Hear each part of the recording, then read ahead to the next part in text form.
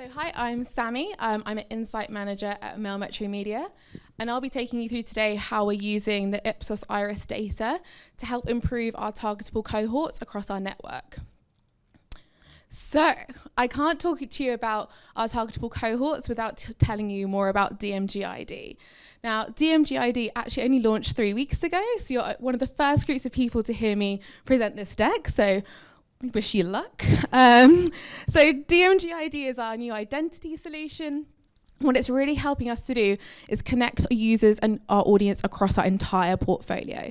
So from everything from Mail Online to My Mail, which is where you can type in little codes to get nectar points, from everything from our Irish brands like Evoke to our Australian brands as well, print and digital, we're able to connect our users using our new ID solution. Now, I have to say it's a unique proposition in market for many different reasons. We have over 90 million IDs globally now, over 40 million or 50 million in the UK every month as well. And it's an incredibly powerful solution because we have over 50% of our traffic coming direct every single month, which means we can get a really rich portfolio about who that user is.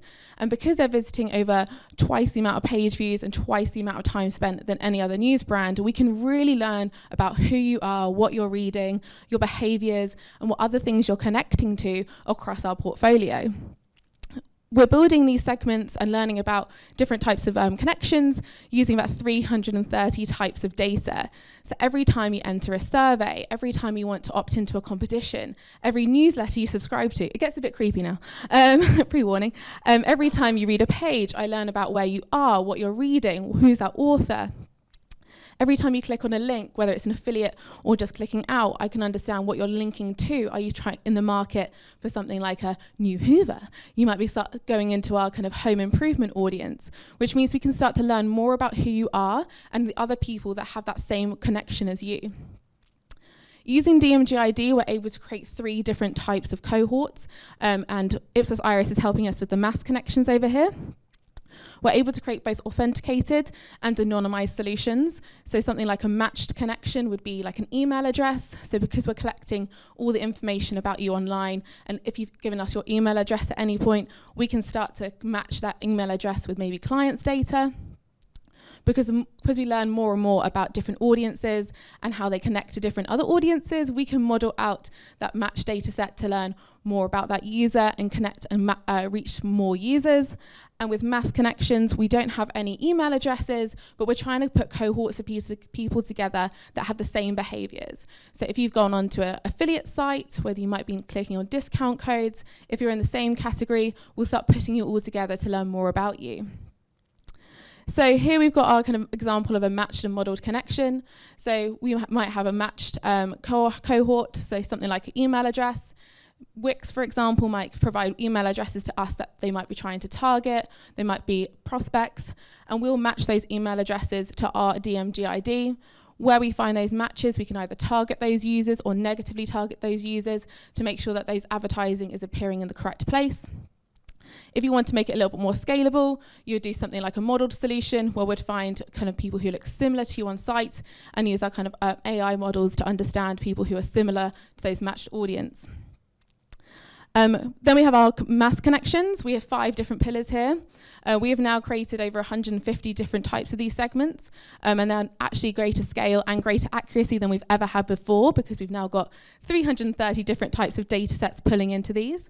Where Ipsos Iris is helping us a lot is in this demographic pillar, which I'll go through in a minute.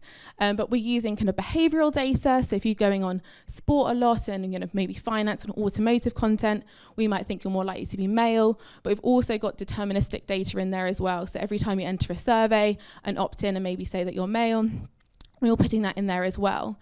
We're creating pillars based on interest, in market, context, and geo.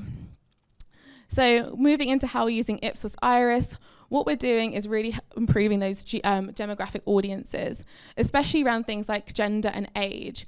So previously, our male cohort looked something like this. So if you read finance, sport and automotive, we thought you were a male based on no science whatsoever, just stereotyping. We just had very limited scale. It was based on a low frequency of readership. So someone decided 3 years ago it was 3 page views, never changed ever again. And then we were not getting much inventory based off the back of it. So we really need to work out how we could increase the scale of it, but also increase accuracy, which doesn't normally come hand in hand. So what we've done is we've used Ipsos Iris data to start building out a new type of segment. So you can see here what we're doing instead is to look at what other things are they interested in, but also applying a higher frequency to try and increase that accuracy as well as increase that scale. We're also using new data points such as engagement. So actually, you might not be more likely to be on a sport, but you might be reading it for longer, and therefore that might be indicative of your demographic. And then, as I said, we're now adding in things like survey data as well. So an example of this in action is using males here. This is just a basic index report from Ipsos. So here, this is exactly what we did actually. I ran the Ipsos Iris data against males, and I first just looked at where they're over-indexing in terms of audience and where they also over-indexing in terms of page views.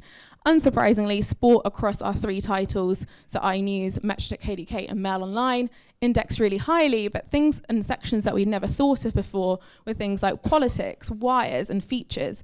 Have really high indexes and indexes on audience and page views, but we never thought about including it in our segment before.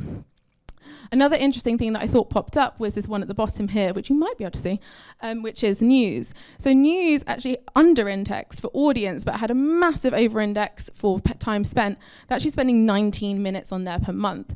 And I have that data in the back end of my DMP as well, so I can start replicating that segment in the back end. So what I end up doing was building a segment like this. I can't tell you the page views based on it, but this is a rough guide.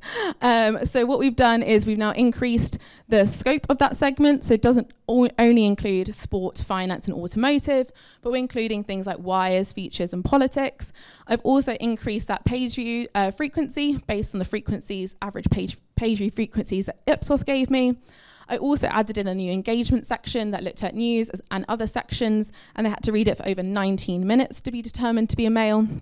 And I also added in the survey data. So what this meant was I had a much better view of my males. I had included 3 more times more channels than I've ever done before. I've included engagement metrics that we've never even looked at before. And overall, my entire segment had increased by 70%, which means that there's a lot more revenue we can gain from that male segment now. But what I think is the most important thing is like what we're doing with this data. So now I built this segment, what I've done is I've sent this build of the segment to Ipsos, and they're using the URLs from the kind of paneled level data to replicate that segment on their own side, which is really interesting for us because then they can replicate it and actually look at that panel and say how many people in that segment would be male, which means that we can start to check our own homework and go, actually, is this the right segment? And we can go back to it and improve it in the future. So hopefully it'll be a really good way of getting much better kind of behavioural based demographic segments moving forward.